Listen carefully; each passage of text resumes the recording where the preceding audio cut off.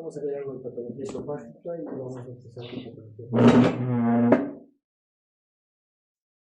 ¿qué podemos decir como definición con respecto a disfagia? En líneas generales, la disfagia es básicamente la dificultad que tenemos para iniciar la deglución, a eso se llama disfagia orofaríngea, o sensación de obstrucción en el avance del material deglutivo, esa es la disfagia esofágica. Existen dos tipos entonces, ¿no? Dificultad para pasar el alimento, ya sea al inicio de la deglución o en el trayecto de la comida. Se debe diferenciar principalmente de otros síntomas, como la odinofagia, que es el dolor en la región faríngea, ¿no? Globofaringio, que es un trastorno psicológico, y la sensación de opresión retroesternal, que puede estar asociado básicamente a reflujo gastroesofágico y a patología extraesofágica, principalmente hablando de la posibilidad que sea un infarto de miocardio. ¿Cómo hacemos la deglución básica? La fisiología de la deglución básicamente está mediada por el bulbo raquídeo, ¿no? La deglución es un mecanismo reflejo complejo en el cual el alimento es propulsado de la cavidad oral hacia el esófago y es transportado a través del esófago hacia el estómago. Es controlado por el centro de la deglución, que está básicamente en el bulbo raquídeo. Este dato es importante porque hay pacientes que pueden tener patología neurológica en el cual su única manifestación es dificultad para la deglución. Tenemos en el hospital una señora de 70 años que hace más o menos 10 años o 15 años atrás estuvo viajando de Lima a Cusco y súbitamente tuvo un dolor en la región occipital. Dolor, dificultad para el habla en ese momento, y desde ese momento la paciente tiene dificultad para deglutir. Sin ningún antecedente previo, salvo que tenía una dislipidemia de fondo la señora, se le hace una serie de estudios y lo único que se encuentra es un infarto en tronco cerebral. ¿Cuál es la única manifestación que tiene la paciente hasta la fecha? Que no puede comer. La señora ustedes la ven, conversa, está disfónica, pero puede expresarse, pero no puede deglutir. Desde esa época usa una gastrostomía endoscópica para poder alimentarse. Y el único dato que tiene es ese cambio súbito de actitud que le ha ocasionado probablemente una isquemia a nivel del tronco cerebral y ha hecho un infarto del tronco cerebral. Entonces, hay que considerar que esto puede estar asociado a patología neurológica propiamente o alteraciones en la dificultad para deglutir.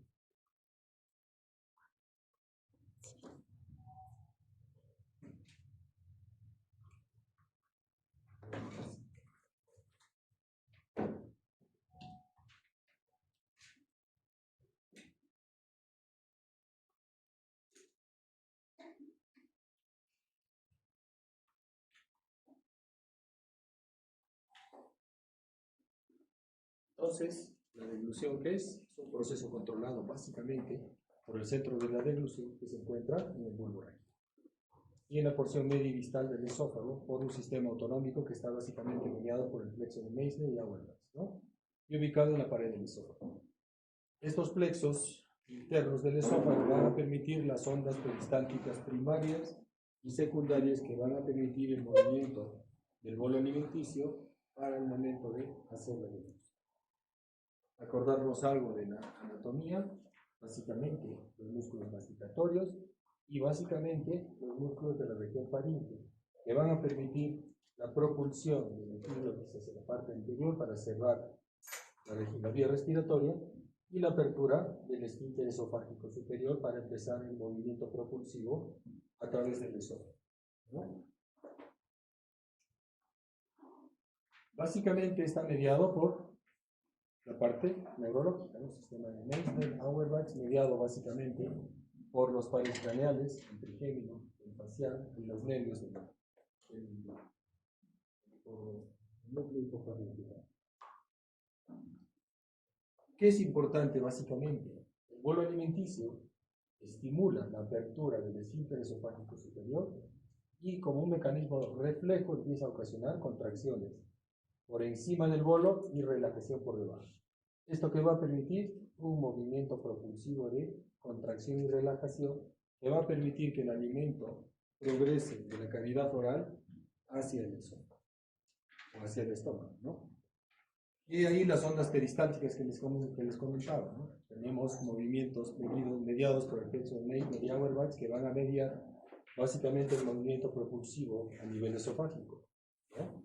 Las ondas primarias, que son las ondas progresivas que se inician con la deglución, las ondas secundarias, que son estimuladas por la distensión del esófago producto de la presencia del alimento, que va a ocasionar estímulo de contracción en la parte superior y relajación en la parte inferior para el movimiento del alimento, ¿no?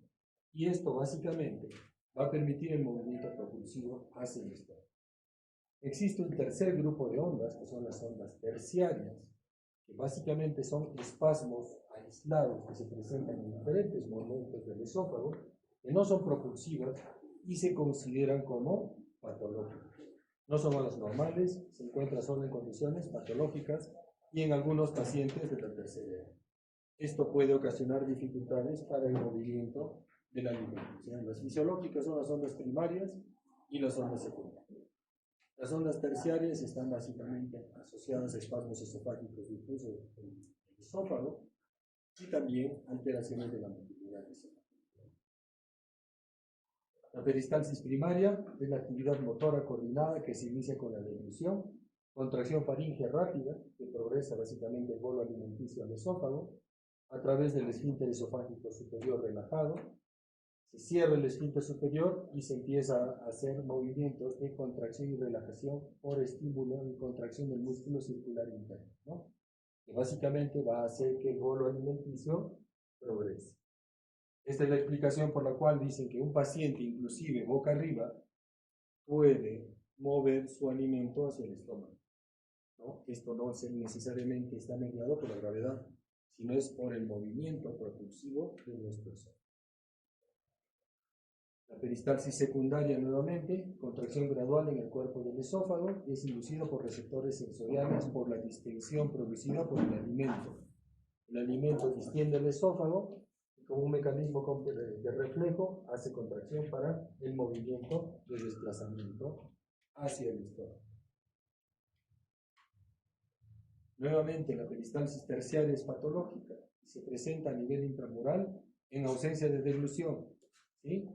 Es un mecanismo de reserva no peristáltico, no permite el movimiento del alimento. Se considera como patológico. ¿Qué manifestaciones clínicas van a tener nuestros pacientes con patología esofágica principalmente? Uno, puede haber dolor, eso se llama odinofagia. El paciente va a manifestar dolor cada vez que deglute, dolor torácico, sensación de cuerpo extraño en el esófago, como una opresión. Puede haber pirosis de la quemazón retroesternal, básicamente asociado a reflujo. Regurgitación, que es el retorno del alimento no digerido hacia la boca. O disfagia, que es la sensación de atragantamiento o la dificultad para deglutir los alimentos. Como hemos dicho, puede ser disfagia orofaringea. El paciente mastica y no puede deglutir el alimento, es decir, se le queda el alimento en la garganta. O esofágica, ¿no? Que es el alimento pasa hacia el esófago, pero el paciente siente que la comida o el alimento se le queda retenido detrás de la región retroesternal. Dentro de las fases de la deglución tenemos básicamente tres momentos, ¿no? La fase oral, la fase faríngea y la fase esofágica. ¿Cuáles son voluntarias? La única fase voluntaria es la fase oral, en la cual nosotros masticamos el alimento, lo mezclamos con la saliva, hay movimiento de propulsión de la lengua para poder mezclar el alimento, ¿no? Y una vez formado el bolo alimenticio, el paciente hace la operación de intentar pasar el alimento. Hasta ahí es voluntario. Una vez que pase el alimento a la faringe, la lengua se eleva y propulsa el alimento hacia la faringe. El paladar blando se eleva para sellar la orofaringe. La laringe y el hueso hioide se desplazan hacia la parte anterior y hacia arriba. La epiglotis se mueve hacia atrás y hacia abajo para cerrar la vía respiratoria. Uno deja de respirar En ese momento se acorta la faringe y pasa el alimento al esófago. En la fase esofágica, ¿qué pasa? El esfínter esofágico superior se relaja, el bolo alimenticio pasa al esófago y empieza a haber contracciones de movimiento del esófago, que son las zonas primarias y las zonas secundarias, relajación del esfínter esofágico inferior, y el bolo alimenticio llega a la cámara gástrica. Este momento de secuencia, básicamente la única parte voluntaria en la fase oral. Lo demás es automático o involuntario. De acuerdo a dónde sienta las manifestaciones el paciente, podemos hablar de una disfagia orofaringea o una disfagia esofágica. La orofaringia puede ser de origen neurológico y orgánico, ¿no? Puede tener patología a nivel orofaringeo que puede ocasionar obstrucción. Y la esofágica también puede ser orgánica o funcional. La motora es la que más manifestaciones nos va a dar y es la que más difícil podemos diagnosticar. Las alteraciones funcionales del esófago a veces son difíciles de interpretar. ¿Qué diferencias tenemos básicamente entre estos dos tipos de disfagia? Uno, ¿dónde siente el paciente la sintomatología? La orofaringia, básicamente el paciente siente la sensación de que se ha quedado retenido el alimento en la boca o en la faringe, en la parte superior. Y la esofágica generalmente es la manifestación de atragantamiento en la región retroesternal. Con momentos, con tiempos, miren, la fase orofaringea se presenta casi inmediatamente el paciente intenta hacer su deglución, ¿no? 1 o 2 segundos después de haber empezado la masticación. Intenta deglutir y no pasa nada. Y la esofágica se puede presentar entre 2 y 15 segundos posteriores a la ingesta de alimento. ¿Qué síntomas va a tener el paciente? Básicamente, el paciente con orofaringe, con disfagia orofaringea, va a hacer movimientos especiales para permitir o poder pasar el alimento, ¿no? Movimientos cefálicos requiere. Y también va a tener la sensación de que el alimento retorna por las fosas nasales o por la vía respiratoria superior. Y en la esofágica, el paciente que va a tener, pasa el alimento y pasado unos minutos va a sentir que el alimento regresa, ¿no? Esas son regurgitaciones de alimento no fermentado. El paciente mastica el alimento y al poco tiempo regurgita el alimento, pero no fermentado. No tiene contacto con ácido, ¿sí? Y el dolor generalmente va a depender de la sintomatología o la causa que esté causando la molestia, ¿no? Generalmente la orofaringe no tiene manifestación de dolor, salvo que se le retiene el alimento, y la esofágica va a tener referencia de dolor dependiendo de la sintomatología, ¿no? De la causa etiológica. Si es una acalasia, generalmente el paciente tiene manifestación de cuerpo extraño en la región retroesternal, pero no hay dolor, ¿no? Las causas son múltiples, mire. De la vía respiratoria, de la vía disfagia orofaringea, o la disfagia superior, básicamente son de origen netamente o mayormente neuromuscular. Accidentes cerebrovasculares, Parkinson, esclerosis múltiple, esclerosis lateral amiotrófica, ¿no? Problemas de la neurona motora, miastenia gravis, distrofia muscular oculofaringea, ¿no? Básicamente patología netamente neuronal. O también podemos tener patología de origen mecánico orgánico. El divertículo de Schenker. El divertículo de Schenker es un divertículo que se da por encima del esfínter esofágico superior. Se hace como un fondo de saco ciego en el cual se acumula alimento y el paciente cada vez que mastica y deglute, el divertículo se llena del alimento y después empieza a tener accesos de tos y regurgitación de alimento, ¿no? Cuadros infecciosos, abscesos faringeos o retrofaringeos, bocio, ¿no? Básicamente esofagitis eosinofílica, cáncer de la región faríngea o de la base de la lengua, osteofitos cervicales, estos son bastante raros, pero hay que tenerlos presentes, son alteraciones óseas que pueden causar, y patología oncológica, que no es muy frecuente, pero sí hay que tener presente que puede existir. Las esofágicas son mayormente de origen mecánico, ¿no? Pero también puede haber afectaciones a diversos niveles, ¿no? Obstrucción intraluminal, hablamos básicamente de cuerpos extraños, que es lo que hemos hablado la semana pasada, ¿no? disfagia de origen súbito, el paciente empieza a tener cialorrea, dificultad para pasar la saliva, ¿no? Dificultad para pasar líquidos. Si es adulto, les va a decir que ha comido algo sólido y se le ha retenido después de haber ingerido alimentos. Si es un niño, va a tener solamente insalivación y a veces hay que hacer algunos otros estudios, ¿no? Enfermedades o patologías de mediastino, linfomas, neoplasias, tuberculosis, ¿no? Patología cardiovascular que puede hacer básicamente un aneurisma de aorta que puede hacer efecto de masa, ¿no? Es raro, pero sí podría dar, es bastante grande o está en el callador, ¿no? Patologías propias del esófago, como reflujo gastroesofágico, esofagitis, asociado a estenosis péptica, básicamente por reflujo, patología neoplásica, membranas esofágicas, ¿no? Patología asociada al consumo de cáusticos, esofagitis por álcalis o por ácidos, ¿no? Esofagitis secundaria a radioterapia, esofagitis eosinofílica siempre tenganla presente. Es una patología asociada básicamente a cuadro inflamatorio súbito, ¿no? Es patología. Ustedes entran, hacen la endoscopía y no se ve ninguna obstrucción en el esófago, simplemente se ve un esófago con un movimiento irregular, ¿no?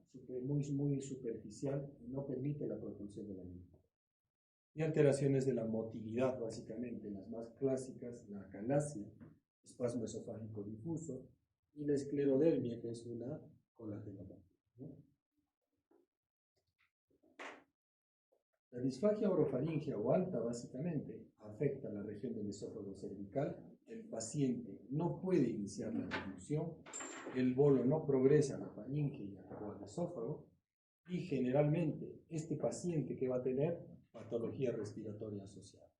El paciente come e inmediatamente el alimento se regresa por las fosas nasales o empieza a tener problemas de broncoaspiración, ¿no? Eso es lo más característico de este grupo de pacientes. ¿Cómo vamos a hacer la interpretación de la sintomatología de nuestro paciente? ¿Cómo investigamos esto? Básicamente, un buen interrogatorio, establecer siempre qué segmento del esófago es el que está comprometido, o qué parte de la deglución está comprometida, para interpretar si es orofaringea o esofágica. Siempre investigar qué tipo de alimento le causa dificultad para deglutir, si es sólido, si es líquido, si ha sido progresivo o es intermitente, si se presenta inmediatamente después de ingerir alimentos o después de un tiempo, ¿no? Y preguntarle dónde siente la sensación de atracamiento, ¿no? En el examen físico, explorar siempre la región cervical, la cabeza, ¿no? Valorar el sistema nervioso central, ver si hay adenopatías, masas tumorales, alteraciones en la columna cervical, ¿sí? Y también observar cuando el paciente le hacen deglutinar, ¿no? O un líquido. Y siempre buscar alguna patología sistémica. Con respecto a la deglución de agua, estos pacientes que tienen infartos de tronco cerebral o patología neurológica, la dificultad para deglutir líquidos es mucho más compleja que deglutir cosas semisólidas o de consistencia pastosa, ¿no? Pacientes que tienen disfagia orofaringea generalmente se recomienda que consuman alimentos de la consistencia de la gelatina, ¿no? Consistencia de semisólida, si se puede llamar así, porque ese alimento es más fácil de digerir. ¿Qué otros estudios podemos pedir en estos pacientes? Radiografías con contraste, ¿no? Si yo sospecho que es una disfagia orofaringea, voy a tener mucho cuidado qué tipo de contraste voy a usar, ¿no? Si yo tengo la sospecha que mi paciente puede tener riesgo de broncoaspiración, lo que voy a utilizar generalmente va a ser un contraste. ¿Qué tipo de contraste? ¿Vario le puedo dar? ¿Qué pasa con el vario? Va a ser una neumonitis química. El vario es una sustancia densa, ¿sí? Teóricamente no puede tener contacto con el vía respiratorio, porque tengo que darles un contraste hidrosoluble, los que se utilizan para la tomografía, los que se utilizan para vía endovenosa, ¿sí? De todas maneras, la radiografía con contraste nos va a permitir ver a qué nivel está la obstrucción, si es una obstrucción neoplásica, ver la extensión, la localización y la morfología de esa obstrucción. El estudio endoscópico alto, o la endoscopía digestiva alta, la voy a realizar si yo descarto que hay un problema obstructivo alto. Si yo tengo sospecha de que hay una neoplasia en el esófago cervical, yo tengo que tener una radiografía previa, porque no puedo entrar a una endoscopia ciega.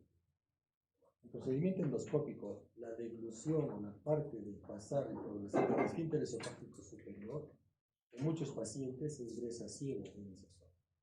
Y si yo tengo una obstrucción extensa a ese nivel o tengo un divertículo de Schenker, lo más probable es que al momento de ingresar el endoscopio pueda causar daño si yo no sé que existe ese nivel. ¿Sí? ¿Para qué me permite la endoscopía?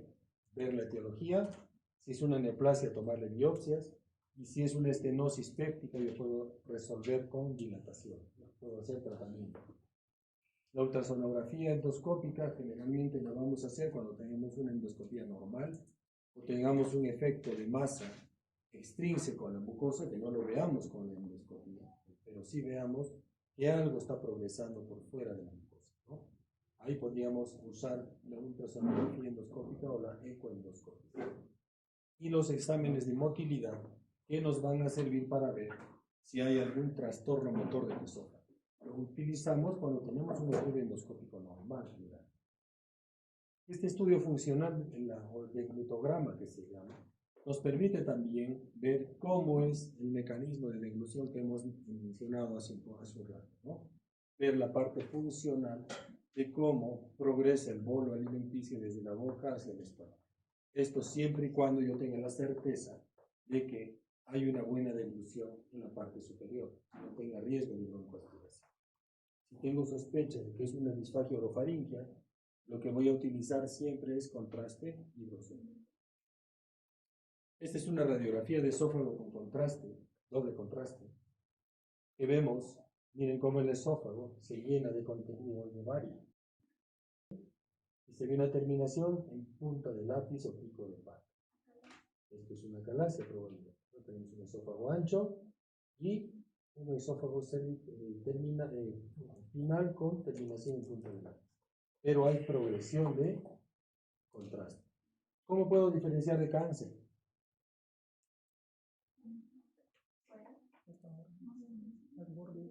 La morfología de la radiografía me puede permitir ver si estoy benigno o maligno. La característica de una lesión benigna es que es bien simétrico y equilibrado. Si fuera un cáncer, esto estaría irregular, mordida de manzana, que le llaman, ¿no? Esto básicamente. Y un esófago tan dilatado me habla de un problema crónico, ¿no? Esto es lo que yo veo cuando hago una endoscopia. ¿Qué veo acá? Una lesión proliferativa en el esófago cervical, en el esófago medio distal. Miren, una lesión vegetante proliferativa que reduce el diámetro de la luz del esófago. Este es un cáncer del esófago distal. ¿Sí? Eso es lo que podemos ver en un estudio endoscópico. Si le hacemos radiografía con contraste, lo que vamos a ver es una imagen similar, pero como carcomida, ¿no? Irregular. Y nunca es simétrica, ¿no? Generalmente, una lesión de este tipo es asimétrica. Miren esto, lesión a este lado, irregular, y esta parte del esófago, normal. Igual acá, ¿no? Irregular acá, y esófago a este lado, normal. Lo más probable es que veamos una lesión irregular en uno de las paredes del esófago, ¿no? La ultrasonografía endoscópica es un examen nuevo que se está utilizando actualmente para ver e interpretar las paredes del esófago. La E y la D es la mucosa esofágica. Todo esto negro, este es el ultrasonógrafo. ¿En qué consiste esto? Es un endoscopio que emite ondas ultrasónicas, ¿no? Tiene un ecógrafo en la punta. Para poder tener contacto con la mucosa o con la pared del esófago, se insufla un globo, que es esta parte negra. ¿Sí? Y acá podemos interpretar todas las capas del esófago. La E y la D es la capa mucosa, todo esto. La C, la submucosa, y la B es la capa muscular. Y la A es la serosa, o la parte externa, ¿no? Acuérdense que el esófago no tiene serosa, ¿no? Pero acá podemos ver si hubiera alguna lesión proliferativa en la capa mucosa, me permite ver alguna irregularidad. ¿Para qué me sirve esto? Si yo tengo lesiones superficiales en el esófago o en el estómago, me permite determinar si la lesión solamente está comprometiendo la capa muscular o la capa mucosa o ya hay invasión hacia las capas profundas. Para determinar si esto podemos resolverlo, si es una lesión benigna, poder resolverlo por vía endoscópica o por vía quirúrgica, ¿no? Otro estudio que tenemos, la manometría. ¿Para qué nos sirve esto? Para ver básicamente el movimiento peristáltico del esófago, desde la deglución, desde la parte de la fase oral, hasta el pasaje del alimento hacia el estómago.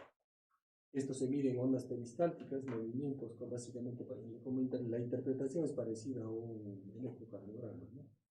Son ondas de movimiento peristáltico y que nos van a medir o nos van a determinar si hay algún trastorno de la motilidad esofágica. Este es el deglutograma que les comentaba. Le decimos al paciente que retenga la sustancia de contraste en la cavidad oral y una vez que nosotros emitimos las imágenes de rayos X o dirigimos los rayos X a su región cervical, se le dice que degluta, ¿no? Y esto va a permitir llenar el esófago y nos va a permitir ver si hay alguna alteración o alguna anatomía en la parte del movimiento funcional de la deglución. Ahí está pasando hacia la cavidad, está aperturando el esfínter esofágico superior, ¿no? Otro polo de contraste que está deglutiendo, y ahí se apertura el esófago, ¿no? Hay el movimiento propulsivo y pasa el alimento o el líquido hacia el esófago, ¿no? ¿Qué es lo que valoramos acá? Si tenemos una disfagia orofaringia, ¿qué vamos a ver? Este contraste se va a quedar acá y va a regresar por la vía respiratoria. Si hay problemas de broncoaspiración, ¿qué va a pasar? No se cierra la glotis y el contraste se va a meter a los pulmones, ¿no? Eso es lo que tenemos que tener cuidado. Si usamos sustancia no iónica o contraste hidrosoluble, este paciente no va a tener riesgo de neumonitis química, ¿no? Dentro de las patologías más comunes que tenemos y que ocasionan disfagia orofaringia, la parte orgánica, es el divertículo de Zenker. Es uno de los relativamente más frecuentes que tenemos. Es más común en gente por encima de los 60 años y se produce por disminución de la elasticidad y el tono muscular en la parte del esfínter esofágico superior, produciendo una herniación a través del triángulo de Killian, ¿sí? Que básicamente la mucosa se prolapsa a través de este orificio y hace un efecto de fondo de saco, ¿no? Este es el espacio de Killian, este es un divertículo de fase inicial y en la parte de la devolución del tiempo y por la presencia y el ingreso de alimentos, esto se empieza a elongar, ¿no? Y se va distendiendo y va ocasionando ese fondo de saco ciego que va a ocasionar dificultad para deglutir. ¿Qué molestias tiene este paciente? No puede pasar el alimento apenas ingresa a la cavidad oral o el paciente intenta deglutir el alimento, ¿no? Disfagia netamente orofaringial. ¿Qué vamos a ver en la radiografía con contraste? Miren ese fondo de saco ciego que se ve acá.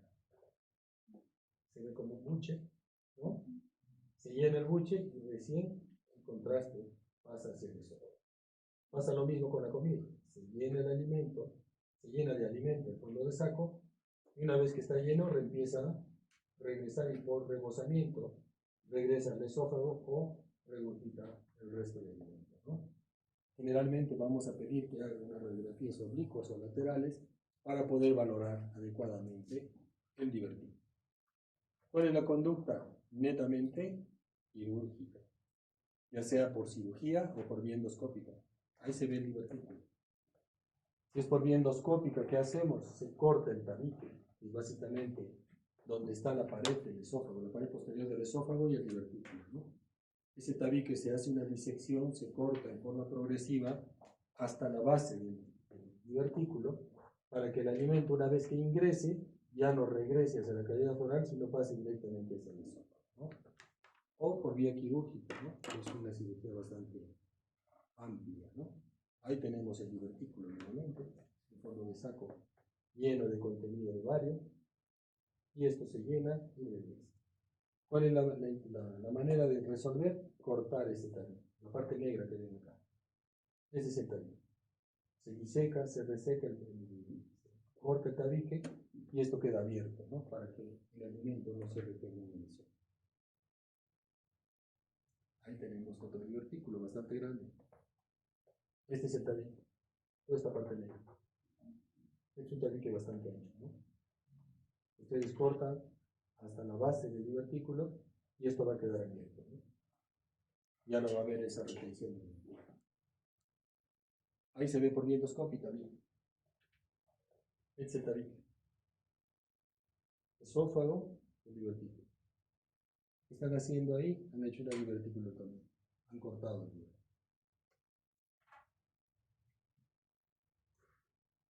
Esto es con respecto a disfagia, muchachos. ¿Alguna pregunta? ¿Algo que no? ¿Hablar con respecto a esto?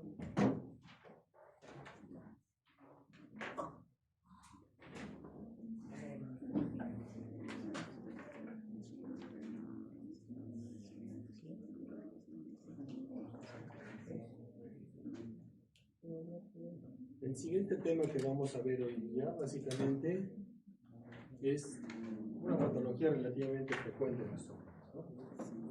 El reflujo gastroesofágico. ¿Qué vamos a ver básicamente? La definición, la parte fisiopatogenia, definir qué síntomas tiene el paciente y generalmente interpretar qué síntomas van a alterar la actividad regular de este tipo de pacientes, complicaciones relativamente frecuentes de esto, qué pacientes son candidatos a cirugía, ¿no? Ya sea por vía endoscópica o quirúrgica, y conocer los diferentes tratamientos o medidas higiénico-dietéticas que tenemos que tener en estos pacientes. Miren esto, es un paciente, es una historia clínica, ¿sí? Es un paciente de 49 años que acude a la consulta por presentar casi 5 años cuadro de pirosis. ¿Qué es la pirosis? Ardor retroesternal, ¿no es cierto? Pirosis matutina y en las noches. Regurgitación frecuente, es el retorno de alimento hacia la cavidad oral. Dificultad para conciliar el sueño. El último tiempo, el último año, ha incrementado 12 kilos de peso y no presenta ningún signo de alarma adicional. Es hipertenso, consume cigarro 3 por día, consume bebidas alcohólicas de manera ocasional. Presión arterial 130/85, está hipertenso el paciente. Frecuencia cardíaca 87, peso 94 kilos, talla 1,68. Miren su IMS 33.3, está gordito, ¿no? Todo eso. Examen físico normal. Hasta ahí, ¿qué síntomas tiene? ¿Qué es? Es del libro, ¿no? Reflujo gastroesofágico. ¿Y por qué ha empeorado? Porque ha subido de peso. Dentro de nuestro tratamiento, la interpretación de esto va dirigido básicamente a los cuidados que tenemos que tener en nuestro paciente. ¿Qué tenemos que hacer? Recomendar principalmente que baje de peso, cuidar su alimentación, controlar su hipertensión, que esto también es un factor de riesgo, restringir consumo de tabaco, que también empeora el reflujo, y restringir consumo de agua. ¿Cuál es el riesgo principal de reflujo de estos pacientes? El reflujo nocturno. Puede aspirar. Nunca he tenido reflujo en la noche, ¿eh? Muchos pacientes hacen broncoaspiración por reflujo. Y si este paciente consume alcohol en cantidades que no tienen semi-inconsciente, lo más probable es que este paciente pueda tener una broncoaspiración. Y eso es un riesgo de una neumonía aspirativa y puede morirse el paciente. ¿Cómo definimos el reflujo?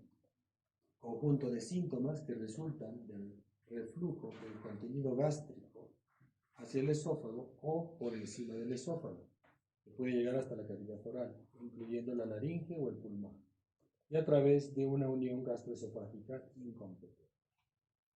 Esa es más o menos la definición de reflujo. ¿Qué otro dato es importante en la definición? Que tiene que provocar alteraciones en la calidad de vida y puede haber riesgo de complicación. Entonces, retorno de contenido ácido hacia el esófago o hacia la cavidad oral, que puede afectar la vía respiratoria, ¿sí? A través de un cardias incompetente o una unión esófago gástrica incompetente, que ocasiona cambios en la calidad de vida y riesgo de complicaciones. ¿A qué se refiere la definición también? Acuérdense que cualquiera de nosotros que no tenemos reflujo, podemos tener episodios fisiológicos. Y hay otro grupo de pacientes que tienen problemas de reflujo que son considerados como patológicos. ¿Qué diferencia hay entre uno y otro? El fisiológico generalmente se presenta después de comer, es de corta duración, no ocurre durante el sueño y generalmente son bien tolerados o son asintomáticos. ¿Qué pasa? Paciente, tengo acidez, tomo agua y me pasa, ¿no? Pero nunca lo despierta el paciente. El patológico puede ocurrir durante el sueño, deteriora la calidad de vida, son de larga duración y se pueden presentar en cualquier momento del día.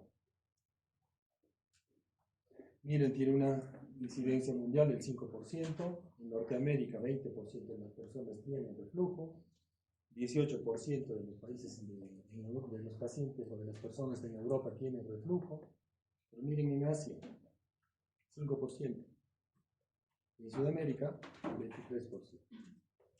¿Por qué será? ¿Han visto asiáticos gorditos? La mayoría de japoneses y chinitos son flacos, ¿no? Flacos, bajitos, ¿no? Y la mayoría tienen una dieta rica en fibra, ¿no? La comida tailandesa, la comida japonesa, todos, la mayoría son comida rica en fibra, ¿no? Es fea, pero es rica, dice por ahí. Rica en fibra, ¿no? Rica en fibra. Pero miren nosotros, 23% en Latinoamérica tiene reflujo, parecido a los países nórdicos, ¿no? Incidencia 5.4 por 100.000, por cada 1.000 casos en Estados Unidos. La mayoría de pacientes sintomáticos, 25% tiene episodios mensuales de reflujo, 12% episodios semanales y 5% del total tiene episodios diarios de reflujo. La mayoría de los pacientes se automedican, ¿sí? Y generalmente, ¿qué tenemos a la mano?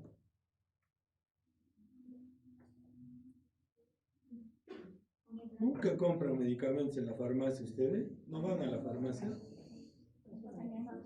¿Ah? ¿Qué pasa cuando vas a la farmacia? Llevas tu receta y te cambian la receta, eso no sirve, te dicen. Esto lleva.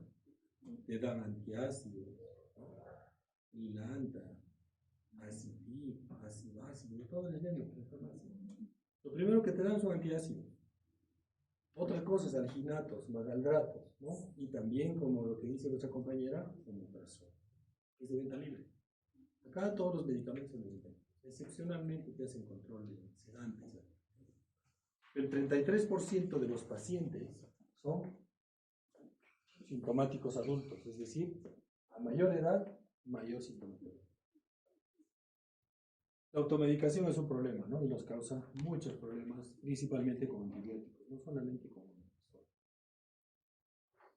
La prevalencia, hombres y mujeres, miren, a edad corta es más común en hombres que en mujeres, pero a partir de los 45 años prácticamente son iguales. Y a partir de los 60, las mujeres tienen mayor incidencia de reflujo. Probablemente esto tenga relación con alteraciones hormonales, ¿no? ¿Qué mecanismos tenemos para protegernos del reflujo? ¿No? Todo esto es básicamente lo que producimos en nuestro estómago, ¿no? Comemos, la comida se mezcla con saliva y deglutimos. La saliva es una sustancia alcalina y siente o tiene el efecto de cambiar o alcalinizar el pH del esófago. También tenemos glándulas a nivel esofágico que hacen lo mismo y tenemos algunas barreras fisiológicas. El esfínter esofágico inferior, la cúpula diafragmática, ¿no? Y básicamente el tamaño del esfínter. Normalmente es 4.4 centímetros. Acuérdense que este esfínter no es netamente anatómico, ¿no? Tiene una parte funcional también. La presión intraabdominal, la presión negativa del tórax, todo eso ayuda a que esto se mantenga cerrado. El ángulo de His tiene que ser agudo, ¿sí? Eso también permite que haya reflujo, ¿ya? Y las sustancias irritantes, las sales biliares, la producción del páncreas, la bilis, pepsina y ácido clorhídrico. Estos son los factores agresivos.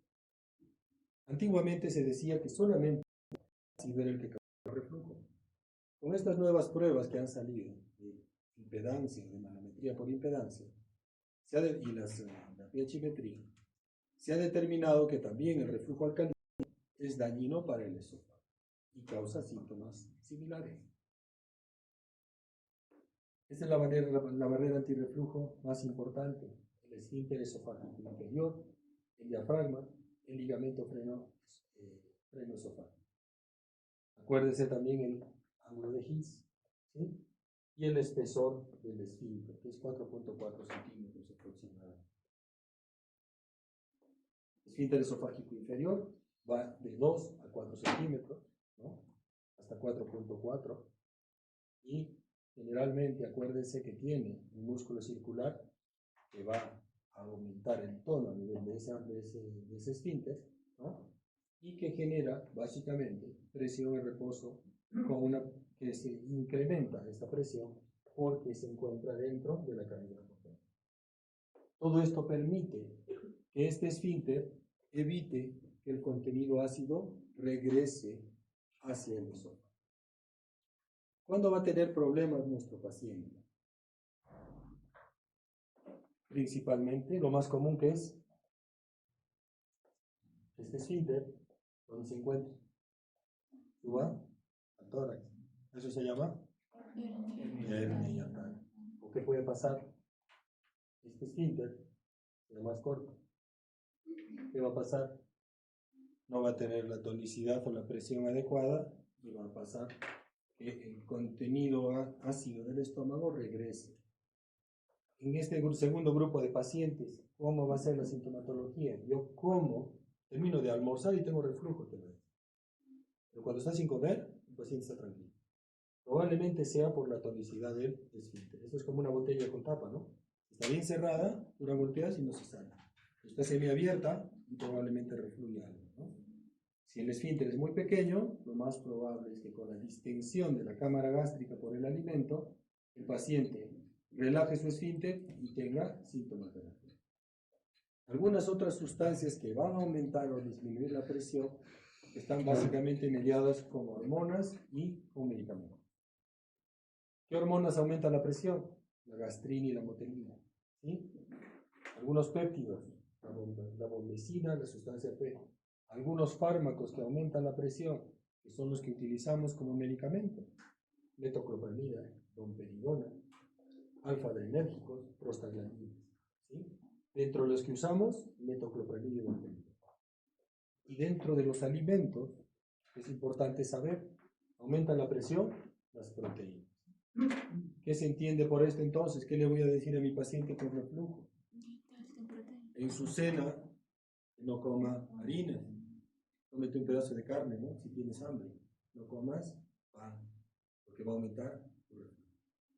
Al otro lado, si mi paciente tiene reflujo, ¿qué le voy a contraindicar? Que no coma grasas, que no coma chocolate, que no consuma alcohol, que no fume, que son sustancias que van a relajar el esfínter. Otras sustancias que disminuyen la presión, la colecistoquinina, ¿sí? Es una sustancia que está liberada en el duodeno. Y si hay reflujo de contenido duodenal hacia el estómago, lo más probable es que cause relajación del esfínter. Estrógenos y progesterona, uso de anticonceptivos, somatostatina, secretina, ¿sí? Algunos medicamentos, miren ustedes: beta-adrenérgicos, calcio antagonista, barbitúricos, la dopamina, la teofilina. ¿Qué medicamentos están ahí entonces? Pacientes hipertensos. ¿Qué les va a decir el paciente hipertenso? Tomo mi pastilla y a la media hora estoy con fiebre. No es que tenga reflujo, sino simplemente el efecto momentáneo de su medicación. Otros pacientes con reflujo, con asma, usan sus inhaladores, usan su teofilina y dicen, en poco rato empiezo a tener acidez. Eso es para entender que algunos medicamentos tienen efectos adversos, ¿no? Y ese efecto adverso lo podemos utilizar en nuestros pacientes con acalasia, por ejemplo. Si no, nosotros no tenemos acceso a dilatar lo que es el tratamiento definitivo. Yo puedo usar calcio antagonista. Una temporada se utilizaba el nifedipina sublingual, antes de cada alimento. ¿Cuál es el principio? Es relajación del esfínter esofágico. ¿Sí? ¿Cómo hacemos para aclarar el reflujo, para liberar de ácido nuestro esófago? Retorna bilis, enzimas pancreáticas al estómago, retorna pepsina, retorna ácido clorhídrico. Hay aumento de la presión intraabdominal por uso de ropa ajustada, los gorditos, ¿no? Hay presión intraabdominal y se vence el esfínter, ¿no? Se apertura el esfínter esofágico. ¿Qué va a pasar como mecanismo de defensa? El movimiento peristáltico de nuestro esófago trata de liberarlo del ácido. El exceso de producción de ácido, de saliva, también puede liberarnos de ácido. Muchos pacientes con reflujo, ¿de qué les van a decir? El flushing, ¿lo han escuchado? ¿Han leído el flushing? Que el paciente se llena de saliva cada vez que tiene reflujo. La boca se le llena de saliva. Esto probablemente sea un estímulo reflejo para tratar de aclarar su esófago. Y los mecanismos de defensa, ¿no? Siempre la liberación del bicarbonato, que básicamente va a alcalinizar el medio donde están las células, el moco, la capa acuosa que tenemos por encima de las células epiteliales, y también un mecanismo de defensa es la capacidad de irrigación y de regeneración que va a depender básicamente de la presencia de una buena oxigenación a nivel de la mucosa. Los factores agresivos, ¿cuáles son básicamente? El que conocemos, ácido, pepsina, que van a ocasionar daño directo y proteólisis de pepsina. Generalmente son los que le ocasionan más del 90% de los pacientes, o de los pacientes que tienen reflujo, tienen ácido elevado o niveles altos de pepsina en eso.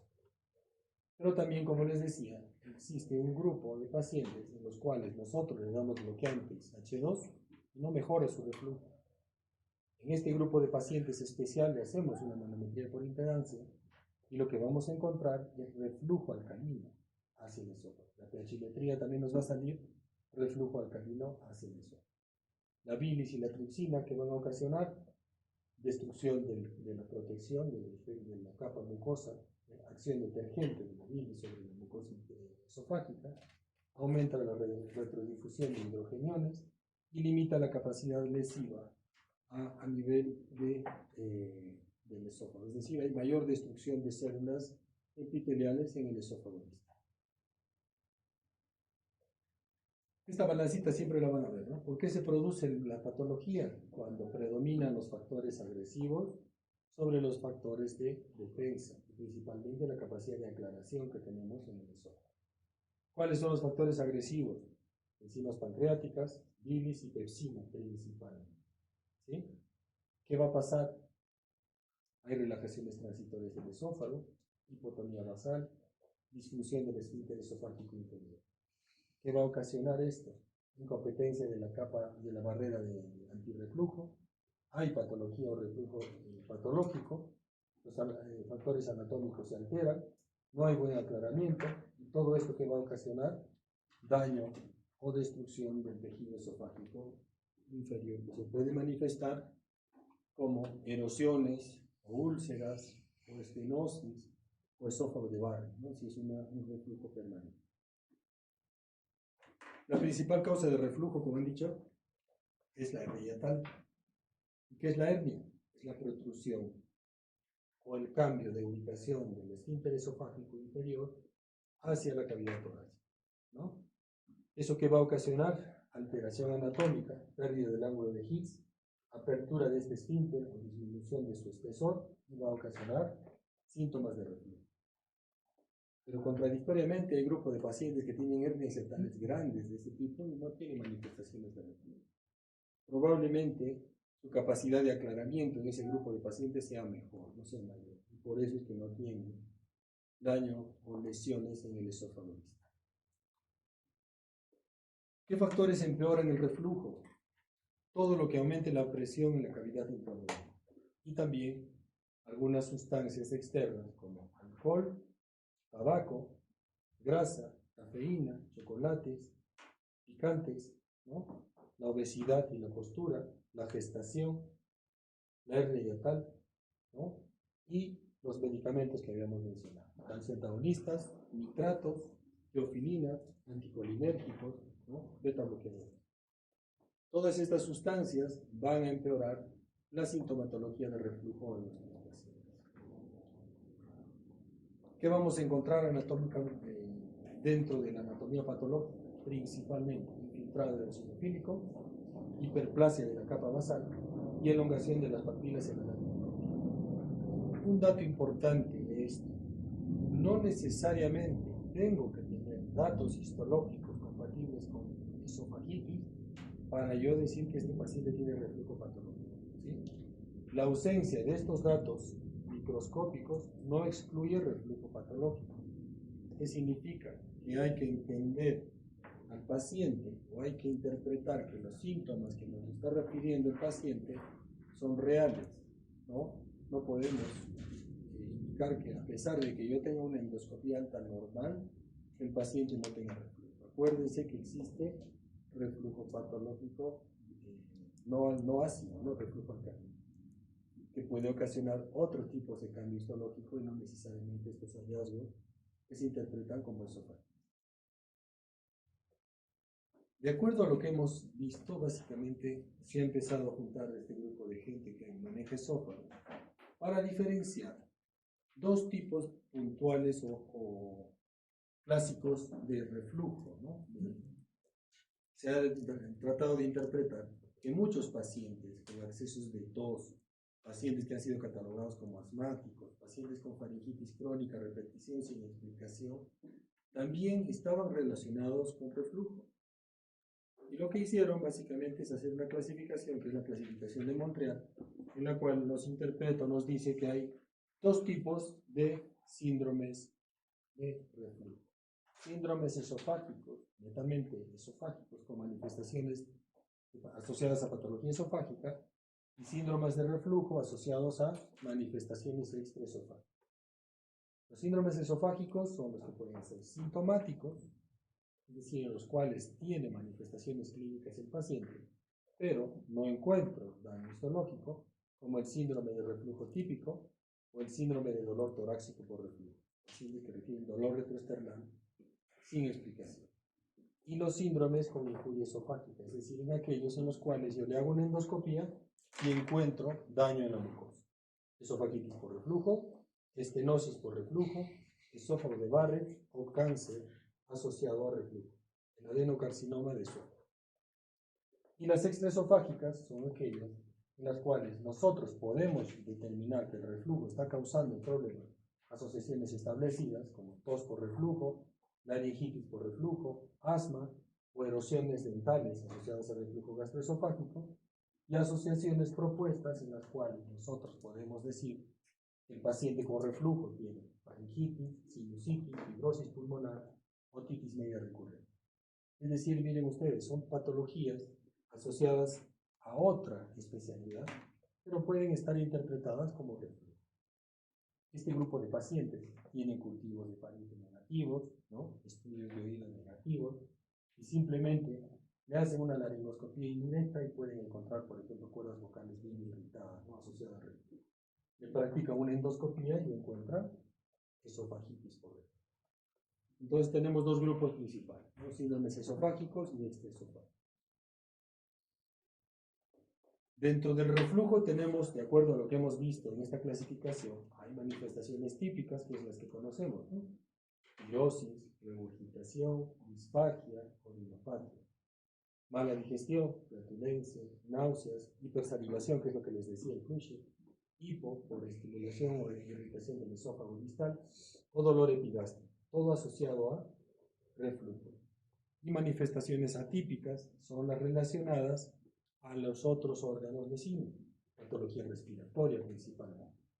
manifestaciones respiratorias, manifestaciones orales relacionadas a erosiones dentales, manifestaciones de otorrinolaringología, la sinusitis, la otitis, ¿no? O dolor torácico inexplicable, ¿no? Ese dolor torácico siempre está como diagnóstico diferencial de un infarto agudo del miocardio en una persona por encima de los 50 años, ¿no? Un dato importante que hay que entender o hay que conocer es que todo paciente con reflujo siempre les va a manifestar algún grado de pirosis. La pirosis es el síntoma más común de reflujo, ocurriendo casi en el 75% de los pacientes, ¿sí? Pero hay un 25% que no tienen pirosis y no tienen las otras manifestaciones que hemos dicho, ¿no? Dolor torácico, manifestaciones respiratorias o dentales, ¿no? Otro dato, la tos crónica también es un síntoma frecuente de reflujo. Casi hasta el 75% de los pacientes con tos crónica se relaciona al reflujo gastroesofágico. Y la mayoría de pacientes no tienen manifestaciones típicas de reflujo. Simplemente la única manifestación que refieren es a accesos de tos. La tos relacionada al reflujo puede responder a la terapia supresora de ácido. Y más del 40% de los casos de tos crónica son causados por reflujo. Es decir, estos pacientes no van a estar en la consulta del gastroenterólogo, sino del neumólogo, ¿no? Accesos de tos crónica pueden pensar en cualquier tipo de patología, menos en patología respiratoria, porque la mayoría de estos no tienen síntomas de reflujo, ¿no? La tos puede ser causada por reflujo ácido que ingresa a la vía respiratoria, ¿no? Y que va a estimular el epitelio vago. Generalmente son microaspiraciones. El retorno de ácido regresa a la vía respiratoria y ocasiona básicamente irritación de las terminaciones a nivel del nervio vago, ¿no? Que van a ocasionar los accesos de tos. ¿Cómo hacemos la interpretación de los síntomas de nuestro paciente? Siempre siendo una buena historia clínica. Podemos considerar hacer terapia inicial o ensayo terapéutico con inhibidor de bomba de protones. El estudio endoscópico siempre va a ser la piedra angular para el diagnóstico. Manometría esofágica, la impedanciometría si yo estoy sospechando el reflujo alcalino, la pHimetría también, y la radiografía contrastada de esófago, que nos va a permitir ver si hay alguna alteración anatómica relacionada a hernia hiatal principal. El diagnóstico clínico, generalmente paciente con reflujo típico que va a referir pirosis y regurgitación. Generalmente esas son las dos manifestaciones clínicas que nos van a orientar a sospechar en reflujo patológico, ¿no? O en presencia de reflujo gastroesofágico. ¿Qué vamos a encontrar en la endoscopía o a quiénes les vamos a pedir endoscopía? En nuestro medio, el acceso a la endoscopía no es alto, no es caro. Lo recomendable es, a todo paciente con sospecha de reflujo deberíamos hacer la endoscopía. Pero de acuerdo a las guías americanas, la indicación para hacer un estudio endoscópico está direccionado básicamente a pacientes con signos de alarma. Es decir, si yo tengo disfagia, colidofagia, vómitos persistentes, anemia ferropética, hemorragia digestiva, pérdida de peso o masa palpable epigástrica, yo debo hacerle una endoscopia. Estos signos de alarma me hablan básicamente de la posibilidad de una neoplasia, más que de reflujo, ¿sí? Sospecha de complicaciones, esofagitis, esófago de Barrett, estenosis péptica y adenocarcinoma. Y también pacientes con persistencia de síntomas típicos que persisten después de un tratamiento de 4 a 8 semanas. De acuerdo a las guías americanas, ustedes deben darle terapia médica por 4 semanas con inhibidor de bomba de protones y ver cómo va. Inclusive se puede usar dosis completa, ¿no? Hasta 2 veces por día. Si este paciente después de 4 semanas persiste con pirosis, epigastralgia, debo hacerle una endoscopia, según lo que dicen los americanos. O si tengo sospecha de cáncer o sospecha de esófago de Barrett. Masa palpable, hemorragia, pérdida de peso, anemia, vómitos, disfagia y odinofagia son indicaciones o signos de alarma que me orientan o me obligan a indicar un estudio endoscópico. Cuando yo hago la endoscopía, ¿qué voy a encontrar? Puedo encontrar un esófago normal, puedo encontrar una hernia hiatal y también puedo encontrar signos de esofagitis. Para interpretar las erosiones o las lesiones del esófago, se ha generado esta escala o clasificación de Los Ángeles, que me habla básicamente del grado de daño que se encuentra en el esófago. Los Ángeles A, ¿qué me dice? Que tengo erosiones menores de 5 milímetros. Los Ángeles B, tengo erosiones por encima de los 5 milímetros. Puede ser una o múltiple. Los Ángeles C, cuando tengo compromiso del esófago circunferencial, pero menos del 75%. Los Ángeles D es aquella lesión de compromiso del esófago por encima del 75% de la circunferencia. Esto me habla básicamente del grado de compromiso esofágico, independientemente de encontrar hernia o no. Acá no tengo hernia hiatal, tengo esofagitis. Acá en esta imagen sí tengo hernia hiatal. ¿Sí? Puedo tener hernia, bueno, pero lo que vemos y valoramos son básicamente las lesiones que se ven en el esófago producidas por reflujo. La pHimetría, ¿qué me mide? Básicamente consiste en colocar una sonda en el esófago del paciente y se lo manda con este capturador externo que se le pone en la cintura. ¿Qué me va a medir esto? Eventos o periodos de retorno de ácido hacia el esófago y nos va a determinar principalmente cuántos eventos de reflujo y cuánto tiempo de reflujo o pH ácido tiene ese paciente en su esófago, ¿no? Paciente, ¿a quiénes vamos a pedir esto? Principalmente a pacientes con síntomas típicos, sin evidencia de daño esofágico en la endoscopia, o que no responden al inhibidor de bomba de protones. También me sirve para demostrar reflujo gastroesofágico en pacientes con síntomas típicos, sin esofagitis valorada endoscópicamente, pero van a ir a cirugía. Y pacientes con síntomas atípicos, sin esofagitis, ¿no? Que generalmente tienen la patología extradigestiva, ¿no? Dolor torácico, broncoespasmo, tos, ronquera, y que generalmente no responde a la terapia con inhibidores. Es decir, este sí tiene indicaciones relativamente absolutas, se puede llamar así. Pacientes que no responden al tratamiento, pacientes que van a ser sometidos a cirugía, o pacientes con patología o síntomas de reflujo extraesofágico. La manometría, ¿para qué me sirve? Uno, para ubicar la sonda de pHimetría, y otro para ver si hay trastornos de la motilidad. Y pacientes que van a ser candidatos a cirugía por reflujo.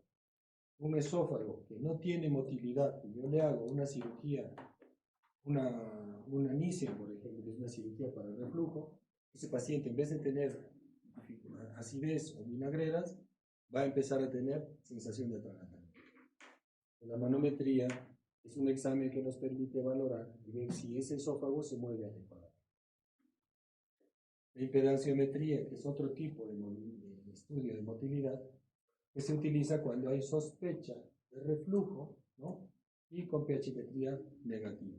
Generalmente se utiliza para reflujo no ácido, ¿no? Para determinar reflujo alcalino, básicamente. Los estudios radiológicos para detectar estenosis, ¿no? O hernias hiatales, pacientes con disfagia y pacientes con patología no relacionada al reflujo. ¿Qué puedo encontrar? Miren, este es una hernia hiatal, ¿no? O puedo encontrar estenosis. Miren estas especulaciones que se ven en la radiografía con una estenosis péptica, ¿no? Puede ser neoplasia, ¿no? Y le hacemos la endoscopía y vemos lo mismo, ¿no? Áreas cicatrizales con depresión central y una reducción del diámetro del esófago. Esta es una estenosis péptica, ¿no? Por reflujo. Y miren el tamaño de esta hernia, ¿no? Esta es una esofagitis por reflujo, secundario a hernia. ¿Qué complicaciones tenemos con los pacientes con reflujo gastroesofágico? Las más comunes: úlcera esofágica, estenosis péptica, las lesiones del esófago pueden sangrar, hemorragia digestiva, el esófago de Barrett y la perforación esofágica, que es una complicación relacionada más a vómitos explosivos, que es el muerque, parecido básicamente al malo, digo esto, por vómitos explosivos, en vez de hacer una laceración superficial, hacer una perforación. ¿Cuáles son los objetivos del tratamiento, básicamente? Lo más importante es prevenir o evitar la sintomatología de nuestros pacientes, ¿sí? Proveer completo alivio de pirosis y otros síntomas, curación de esofagitis, mantener la remisión sintomática y endoscópica, es decir, evitar que haya recurrencias, tratar o prevenir las complicaciones, conseguir estos objetivos para mejorar la calidad de vida del paciente. El control de la secreción ácida es la medida más efectiva para conseguir estos fines, ¿no? ¿Qué significa entonces? Tenemos que tratar de mantener a nuestro paciente sin manifestaciones clínicas. ¿Alguna vez han tenido reflujo, muchachos? Nunca han tenido acidez. Es un dolor insoportable, ¿no? Es un solo evento que uno puede tener. Pero tener esto todos los días pues, es fastidioso, muy incómodo. Y lo obliga muchas veces a hacer pues, medidas de terapia alternativa muchas veces. El principio del tratamiento, medidas higiénico-dietéticas, ¿no? Cuidar que no consuma harinas, que no consuma carbohidratos principalmente, que no consuma chocolates, que no consuma alcohol, que no fume, ¿no? Evitar comer muy tarde. Generalmente la última comida sólida que debe ingerir este paciente es 3 horas antes de acostarse. Se pueden utilizar bloqueantes de ácido, ¿no? O bloqueantes locales, ¿no? Antiácidos, alginatos, los H2 que ya no se utilizan, IBPs, los prokinéticos y como última alternativa el tratamiento quirúrgico. Algunos principios en la comida, básicamente restringir consumo de carbohidratos, chocolate, café, grasas, alimentos cítricos, ¿no? Alimentos grasos, no hacer mucho esfuerzo, no levantar peso después de ingerir alimentos. El principio de levantar la cabecera 15 centímetros es medio complicado en algunas personas, pero se recomienda en algunos casos que puede funcionar, ¿sí? Y básicamente restringir consumo de grandes cantidades de alimentos. Y también, como les decía, el último alimento sólido debe ser por lo menos 3 horas antes de dormir. Y bajar de peso también como principio del tratamiento. Medicamentos que aumentan la presión del esfínter esofágico inferior, metoclopramida, domperidona, cimetaprid y mozaprida. La cimetaprid básicamente es un prokinético más del tubo digestivo, del intestino delgado, ¿no? La mozaprida sí aumenta la presión del esfínter esofágico inferior. El efecto contrario de la metoclopramida, ¿qué tiene? ¿Qué les va a referir su paciente cuando le den metoclopramida? ¿Qué tienen que decirle que le puede pasar? ¿Qué? No. Tiene manifestaciones extrapiramidales, muchachos. Tremor distal, inestabilidad. Y en algunas personas da una sensación de angustia, depresión, ganas de querer suicidarse de su paciente. Tienen que tener cuidado siempre cuando le recetan. A la familia hay que indicarle que si hay algún problema de angustia, irritabilidad, la habilidad emocional, puede estar asociado a eso. ¿Sí? El principio, aumentar la presión del esfínter esofágico, ¿sí? Y acelerar el vaciamiento gástrico. Todos estos medicamentos tienen un papel limitado en la terapia, ¿no? Lo principal del tratamiento es bloquear la producción de ácido, inhibidor de bomba de protones. El control más completo de la secreción de ácido, ¿no? Han aparecido una serie de moléculas nuevas. El primero que apareció es el omeprazol. La diferencia con los otros es que básicamente el pantoprazol, por ejemplo, no tiene efecto cruzado con otros medicamentos.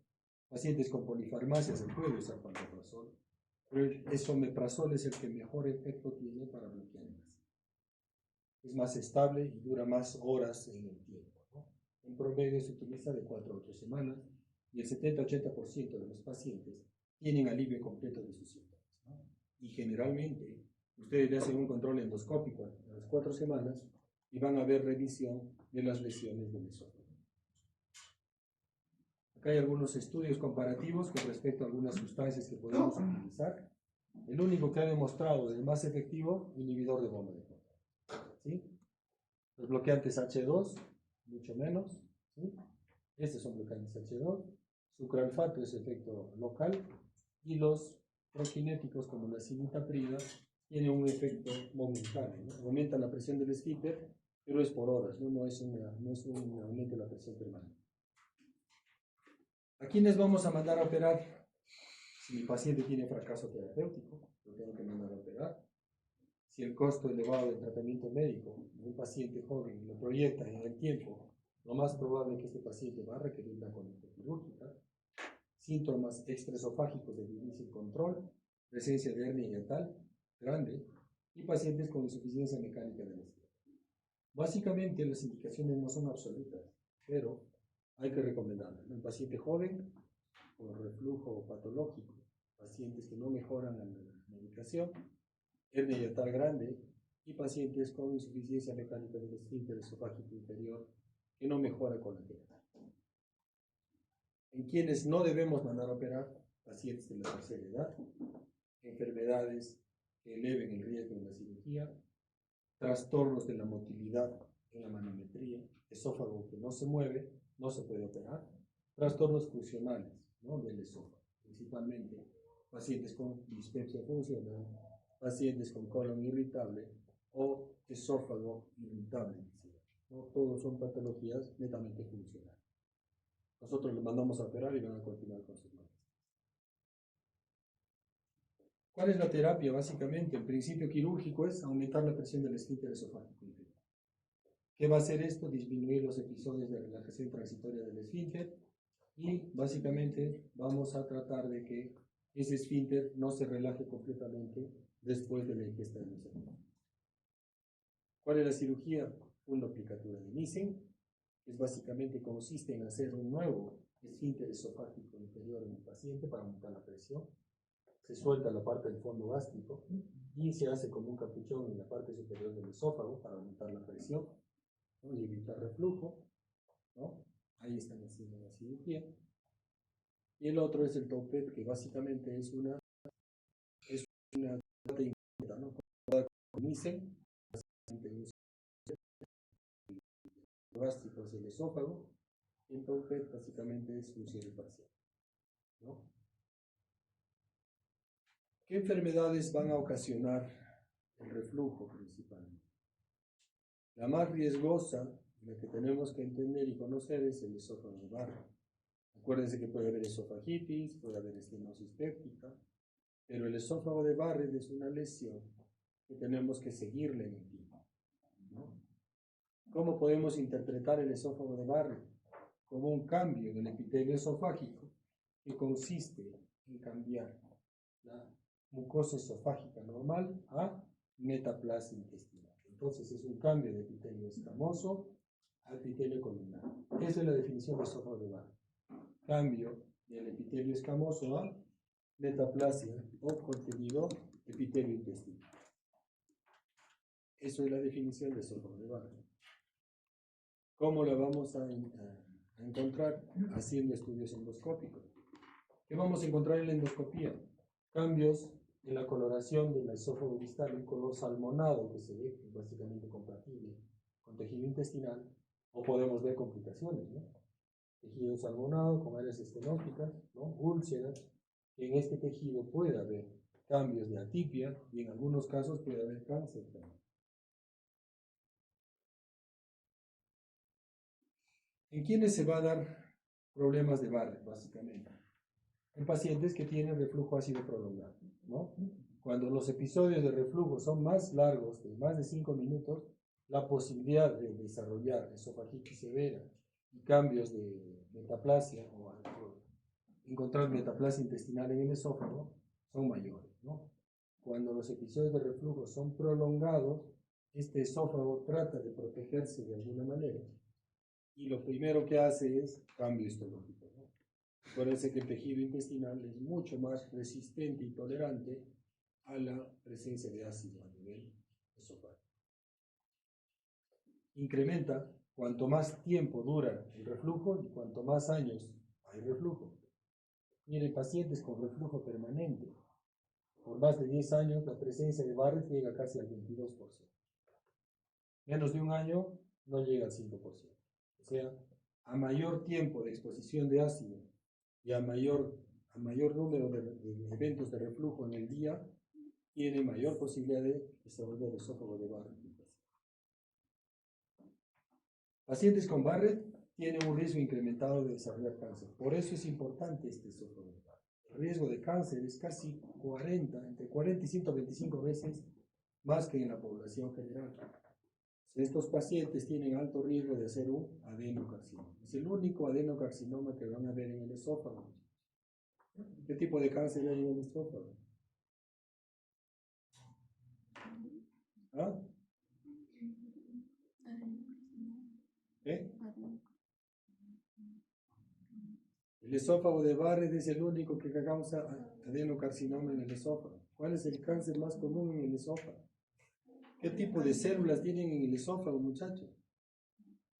Cambio de epitelio escamoso, epitelio columnar. ¿Qué tipo de cáncer da el epitelio escamoso?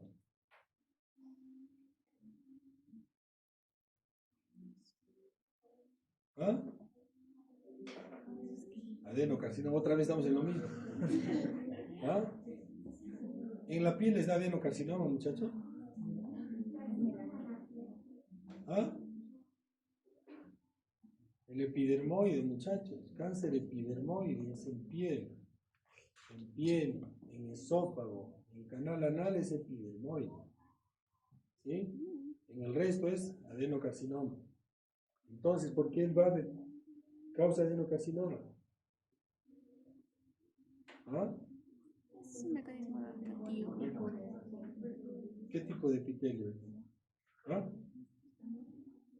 Otra vez con el escamoso. Pedro, el escamoso no es. El escamoso da epidermoide. Es adenocarcinoma. Nuevamente.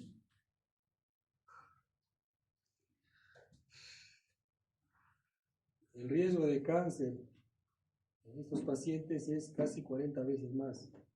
El paciente con esófago de Barrett tiene riesgo de incrementar y desarrollar adenocarcinoma.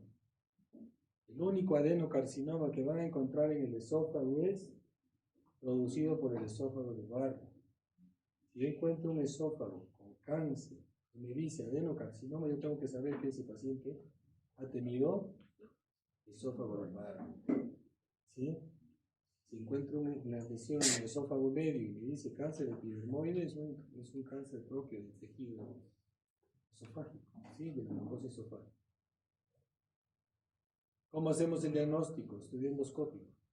¿Qué voy a encontrar? Lo que les decía, ¿no? Cambios del color, un color salmonado, erosiones. Podemos encontrar lesiones en parche aisladas o toda la circunferencia del esófago de ese color rojo salmonado que han visto en la primera. La endoscopía es el gol estándar de diagnóstico. Ahí tenemos que tomar biopsias, ¿sí? Y el tratamiento de estos pacientes, si no tengo atipio, no tengo displasia, generalmente son tratamientos con inhibidor de bomba electrónica. Es omeprazol, en promedio 20 miligramos por día por 8 semanas, medidas higiénico-dietéticas. Si a las 8 semanas mejora con la clínica y desaparece el reflujo, necesariamente hay que hacer controles periódicos. La mayoría de estos pacientes con esófago de Barrett requieren tratamiento permanente para evitar que haya reflujos intermitentes, ¿no? Y que haya nuevo evento de daño en el esófago. Pero el principio primordial de estos pacientes es bajar de peso.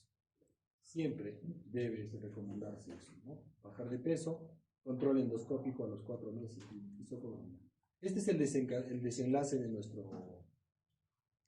caso. ¿Sí? ¿Se acuerdan del caso, no? Es un paciente de 40 y pico de años que sube de peso y tiene reflujo. Le practican la endoscopía y se encuentra esto. Erosiones circunferenciales comprometen más del 75% de la circunferencia. Úlceras, ¿no? Retracciones. Esto básicamente es una esofagitis grado D. Tiene más del 75% de circunferencia. ¿Qué se recomienda? En líneas generales, lo mismo que en todos los pacientes. Inhibidor de bomba de protones y le dan por 8 semanas. A la 8ª semana le hacen un control, o a los 4 meses le hacen un control y encuentran un esófago normal. ¿Qué medidas adicionales hay que hacer con este paciente? Si bien es cierto tiene una hernia tal, este paciente debe tener cuidado de baja de peso, cuidar su alimentación, ¿no?, para prevenir sus molestias. Y las medidas higiénico-dietéticas relacionadas a restringir carbohidratos en la noche, evitar consumo de alcohol, evitar cigarros, no comer muy tarde y principalmente debe bajar de peso. Eso es lo más importante. Este es el segundo tema, muchachos. Sí, muchachos, voy a avanzar el tema de dispepsia de la semana que viene. Tengo una actividad, no voy a poder ver. Voy a ver solamente el tema de gastritis, pero vamos a ver junto con el... Este es cortito.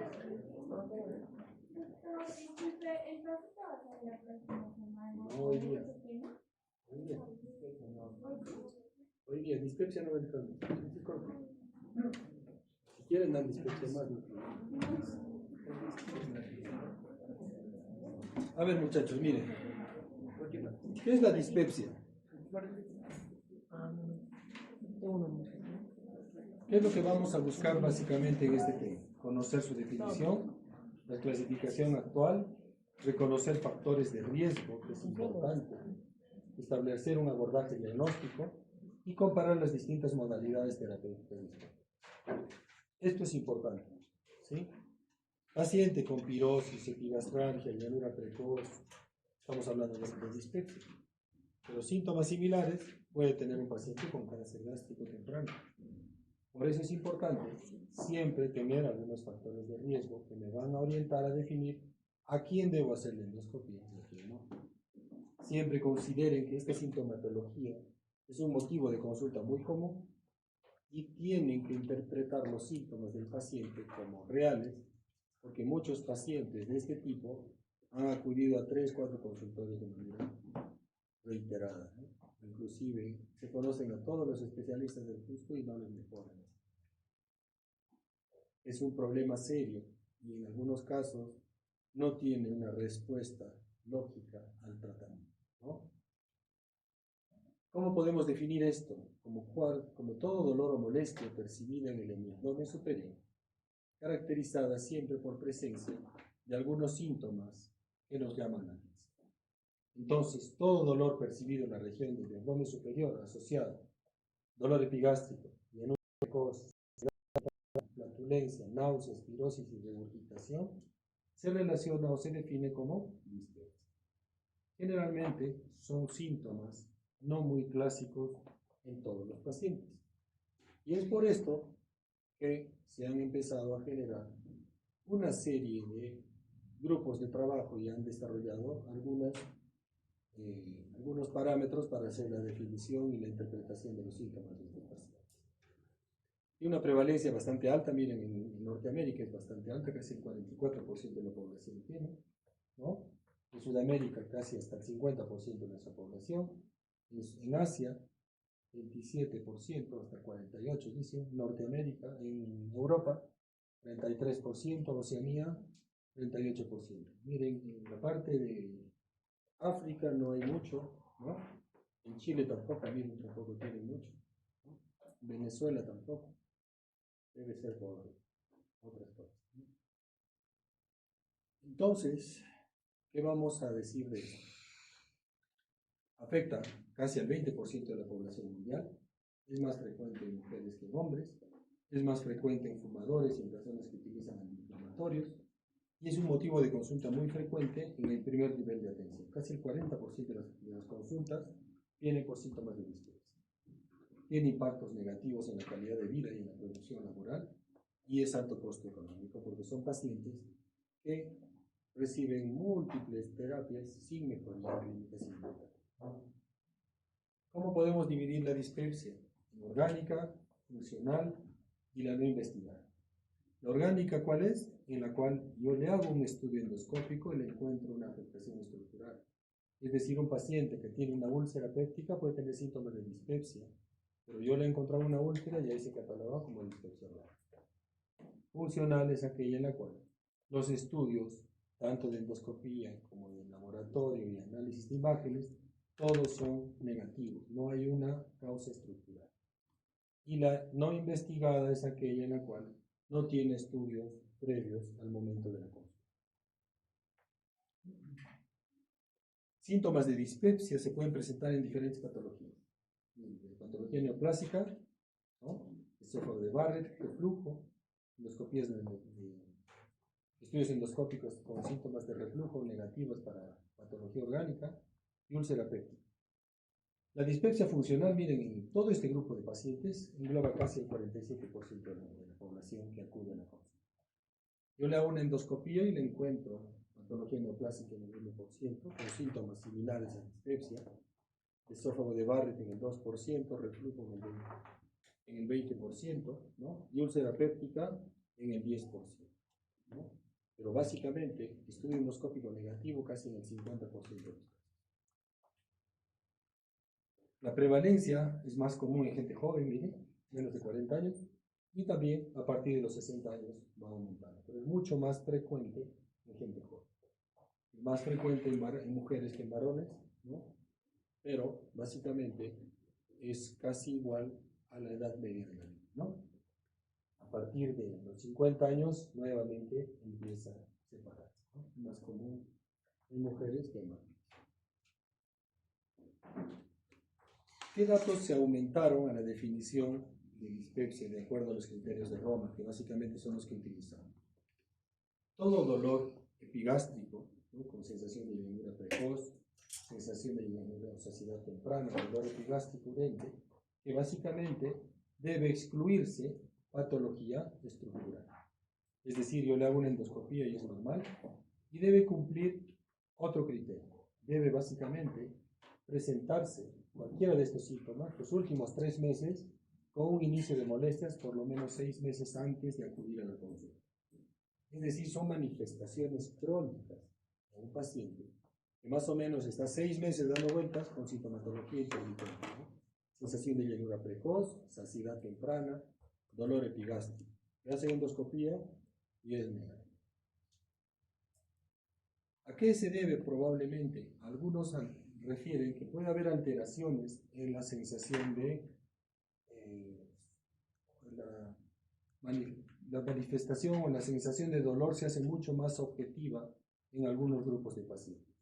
Eso puede ser la hipersensibilidad visceral, que básicamente está relacionada con problemas de alteraciones en la modulación a nivel cerebral, probablemente asociado a estrés o ansiedad, alteraciones de reflujo, ¿no? Alteraciones en la acomodación del estómago, la sobredistensión de la cámara gástrica y el fondo gástrico, la sensación de plenitud y de saciedad, ¿no? Que se hace mucho más sensible en estos pacientes. Algunos atribuyen a disbacteriosis o presencia de helicobacter en el estómago, y también puede ser algún grado de inflamación duodenal. En líneas generales, no se tiene entendido cuál es el agente causal primordial que causa el problema de dispepsia. De acuerdo a esto, han existido algunas interpretaciones de definición con respecto a la dispepsia. Hay una sensación o hay un grupo de pacientes con síndrome de distrés postprandial, es decir, son pacientes que tienen sintomatología de dispepsia, primordialmente sensación de llenura después de ingerir alimento. Come, se distiende, y generalmente es una comida de tamaño promedio y que ocurre varias veces a la semana, ¿sí?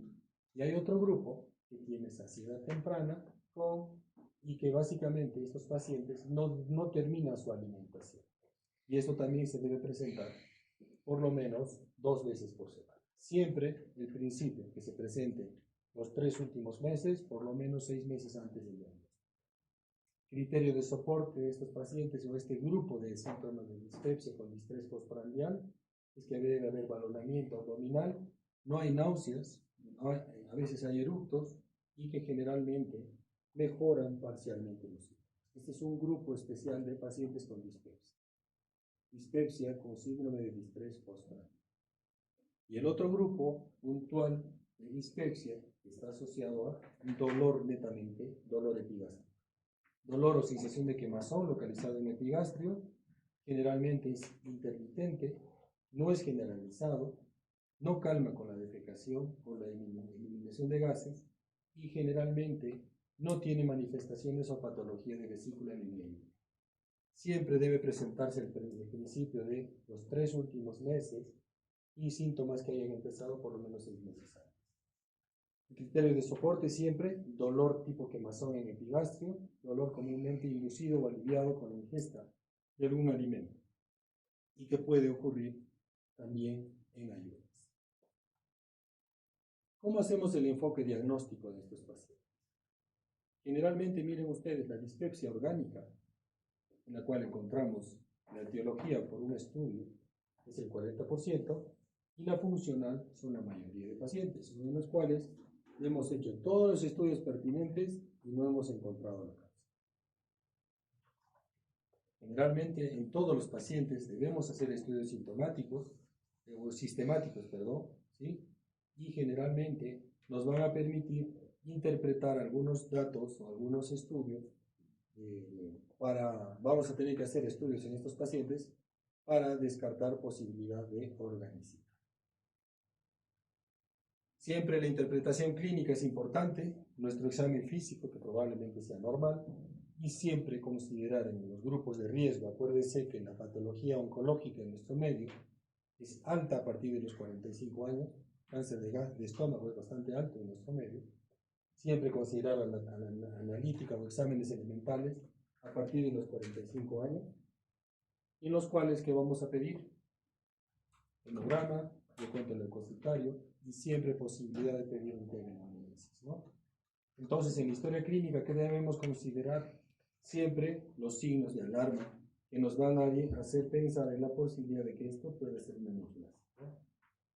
Pacientes con aparición repentina de síntomas de dispepsia por encima de los 50 años, debemos estudiar. Historia familiar de cáncer del tubo digestivo, disfagia progresiva, vómitos persistentes, pérdida de peso, anemia, ictericia. Si yo al examen físico le encuentro masa palpable o ganglios presentes, también debo estudiar. O si tengo anemia, recuento leucocitario elevado, o tengo TBNM presente, TBNM en heces presente, estoy hablando de posibilidad de pérdida de sangre, ¿no? En estos grupos de pacientes tengo que considerar la posibilidad de que pueda haber algún problema neoplásmico. Todos estos son signos de alarma que deben tenerlos presentes para la posibilidad de practicar una endoscopia. La presencia de signos de alarma, miren, tiene un valor predictivo negativo de casi el 97%. Reflejo del hecho de que el diagnóstico de cáncer del tubo digestivo es raro para los pacientes americanos, ¿sí? En nuestro medio, la presencia de cáncer gástrico es mucho más alta. Es decir, acá tendríamos que considerar siempre la posibilidad de practicar una endoscopia cuando tenemos síntomas de presentación reciente, principalmente pacientes de edad por encima de los 50 años. Siempre considerarlos como grupos de riesgo. Acá podríamos bajar a los 45 años, que es básicamente la edad de presentación más frecuente, ¿no? El corte de edad de 55 años es dado el riesgo de malignidad en la mayoría de poblaciones norteamericanas es menor del 10%, 10 casos por 100.000 habitantes. En nuestro medio bajamos a 45, ¿no? Es razonable disminuir de 45 a 50 años en la población hispana y asiática. Acuérdese que la incidencia de cáncer gástrico en Sudamérica, principalmente en Perú y Chile, es bastante alta, ¿no? En Ecuador también, y en la zona de Japón es bastante alta la incidencia del cáncer. Es bastante raro en gente más joven, ¿no? Menores de 45 años es poco probable que tengamos una neoplasia. Pero a partir de los 45 años, la incidencia de cáncer se acelera de manera exponencial, ¿no? Miren acá, varones y mujeres de 30 a 34 años es más común en hombres que en mujeres, pero miren, a partir de los 55 años empieza a aumentar. A los 65 a 70 es mucho más alta, ¿no? Y a partir de los 70 aumenta la incidencia de cáncer, ¿no? Es mucho más elevada. El examen físico de nuestros pacientes con dispepsia generalmente va a ser normal. Es básicamente de escaso valor diagnóstico, pero nos proporciona información para corroborar o sugerir patología orgánica, masas palpables, adenopatías, ¿no? Y aún siendo normal, esto es lo importante. Tiene un valor positivo en los pacientes que al transmitir al paciente seguridad, ¿no? Pues usted le transmite seguridad a vuestro paciente, le da también la certeza al paciente que ustedes están prestando atención a los síntomas que refiere el paciente. Muchos de estos pacientes tienen patología no orgánica, son pacientes con ansiedad, con problemas de angustia, y que muchas veces simplemente el hecho de escucharlos y examinarlos de manera detenida mejora mucho la sintomatología. Las pruebas de laboratorio generalmente van a ser normales, ¿no? No se indica de manera rutinaria, salvo en pacientes de riesgo. A partir de los 45 o 50 años puede ser útil para evitar problemas sistémicos o encontrar problemas sistémicos, ¿no? Y que puedan ocasionar síntomas de distrés. Los signos de alarma siempre tenganlos presentes, ¿no? Porque eso va a ser una indicación para hacer endoscopía. Pacientes por encima de 55 años que empiezan con manifestaciones de dispepsia, debemos hacerles estudio endoscópico. Y la mayoría de hallazgos, miren, el 79% es normal. 13% podemos encontrar esofagitis, 8% úlcera pélvica. Pero básicamente, haciendo un estudio de screening, nosotros tenemos la certeza de que no es una patología oncológica gástrica, ¿no? Entonces, el algoritmo, ¿cuál es? Hacer una buena historia, siempre buscar signos de alarma, ¿no? Una dispepsia no investigada, considerar búsqueda de Helicobacter. Si no, podemos considerar la terapia empírica. Si mejoran los síntomas, ¿no? Podemos dar el tratamiento electivo. Si no mejora, pensar en una endoscopia, ¿no? Si tenemos náuseas, vómitos, sensación de rumiación o valoramiento, ¿qué tenemos que hacer? Pensar en una endoscopia. Siempre los signos de alarma, ¿sí? Eso es importante. Si no encontramos la causa, lo consideramos como dispepsia orgánica, ¿no? O sea, si encontramos la etiología, biopsia y Helicobacter positivo, ya se consideraría como una dispepsia orgánica o secundaria. Y se da el tratamiento de elección. Si yo encuentro el Helicobacter positivo, tengo que dar tratamiento erradicador, ¿no? Y también puede ser considerado como dispepsia secundaria o dispepsia orgánica, ¿no? ¿Cuál es el tratamiento? Siempre descartar o informarle al paciente que no tiene cáncer, que ese dato siempre hay que tenerlo presente. Mejorar la dieta, utilizar medicación que va a ayudar de alguna manera, antisecretores, prokinéticos, y muchos pacientes van a necesitar psicofármacos. El efecto placebo de algunos medicamentos ayuda bastante en un grupo especial de pacientes, pero básicamente, ¿qué tenemos que hacer? Que el paciente aprenda a masticar adecuadamente, que no coma muy rápido, ¿sí? Que trate de mantener sus horarios fijos de alimentación, debe de evitar consumo de irritantes, tabaco y alcohol, controlar y mantener su peso, evitar determinados alimentos, principalmente que produzcan mucho gas, ¿sí? Alimentos fermentativos, ¿no? Como las menestras, la manzana, el chocolate, las gaseosas, melón, col, coliflor, o alimentos que produzcan acidez, ¿no? Las grasas, los cítricos, alimentos muy condimentados. Es decir, restringiendo algunas comidas puntuales, estos pacientes mejoran considerablemente. Podemos usar inhibidor de bomba de protones como alternativa al tratamiento, omeprazol 20 miligramos por día, o bloqueantes H2 en algunos pacientes que también mejoran, ¿no? Ranitidina 300 miligramos por día. De 150 miligramos ya no hay inhibidor. Pero podemos utilizar algún inhibidor de bomba de protones y mejoran considerablemente. Prokinéticos también, acuérdense que hay una sensación de valoramiento y distensión, va a depender mucho del tipo de dispepsia que tenga el paciente. Metoclopramida de 10 a 60 miligramos por día, domperidona y citalopram.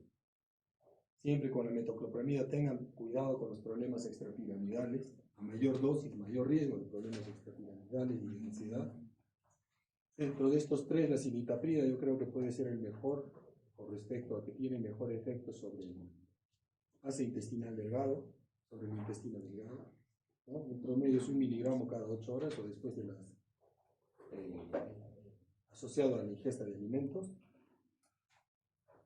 Y también algunos recomiendan uso de antidepresivos, ¿no? Amitriptilina, fluoxetina, ¿no? Y ansiolíticos, ¿no? Alprazolam, clonazepam, como alternativas de tratamiento.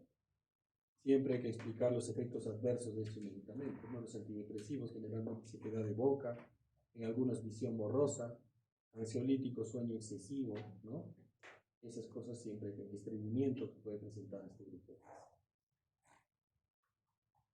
Los antiflatulentos para bajar la distensión del abdomen van a ayudar, ¿no? Fármacos que disminuyen la tensión superficial de las burbujas gaseosas como la dimeticona, y los carbinativos que generalmente esencias de anís, clavo, hinojo, menta, orégano, muña, que son básicamente mates digestivos que los utilizamos mucho en nuestro medio, ¿no?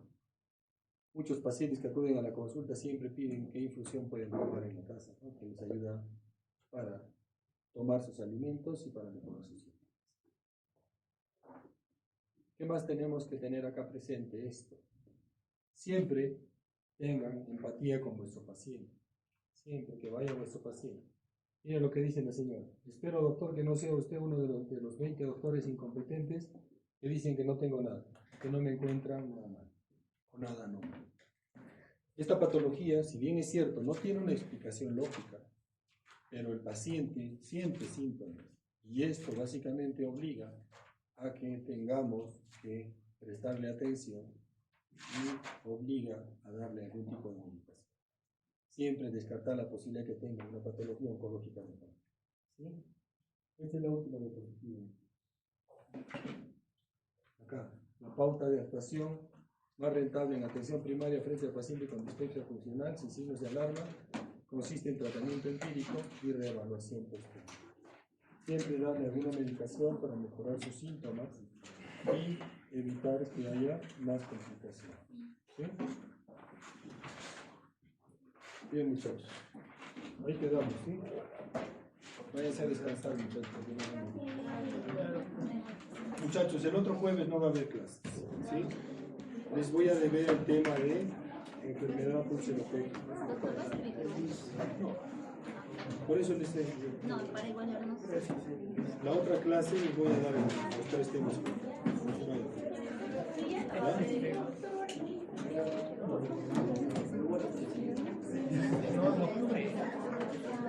Examen legal.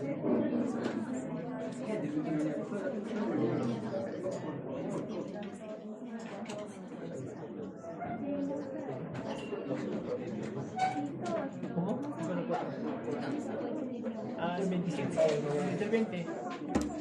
¿Quién dice? ¿Quién va a ver el 7? Creo que es el 17.